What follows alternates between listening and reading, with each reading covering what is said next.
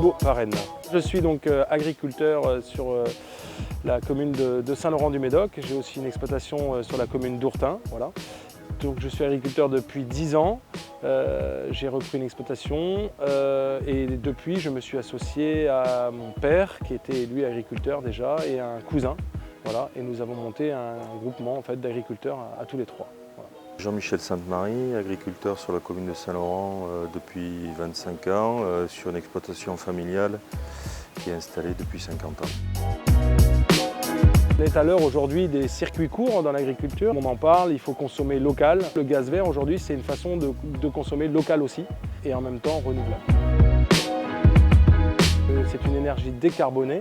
Donc quand il brûle chez les particuliers, chez les consommateurs ou les entreprises, il dégage du carbone. Le carbone qu'il dégage, c'est ni plus ni moins que le carbone qui a été fixé par les plantes qui ont servi à alimenter notre méthaniseur. Le gaz vert aujourd'hui, c'est un gaz aussi qui est vertueux.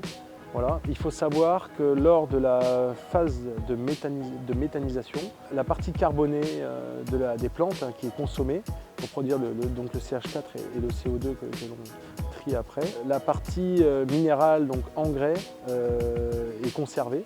Donc en fait, l'intégralité des engrais qui ont été apportés sur les cives ne sont pas consommés dans le process de méthanisation et on les retrouve dans le digestat.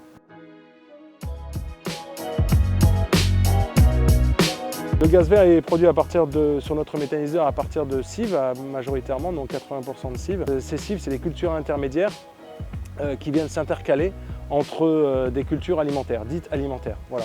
Il y a une cive d'hiver, donc quand on dit cive, c'est culture intermédiaire à vocation énergétique. Voilà. Ici, majoritairement, ce que l'on cultive comme cive, c'est des cives d'hiver, culture de seigle qui viennent s'intercaler entre deux cultures de maïs. Voilà. Des déchets de maïs doux, issus de l'industrie du maïs doux, avec des issues de silos, des déchets de mannerie, qui sont d'excellents déchets pour la méthanisation, qui avant étaient des déchets qui aujourd'hui deviennent des sources d'énergie qui sont très valorisantes pour la méthanisation.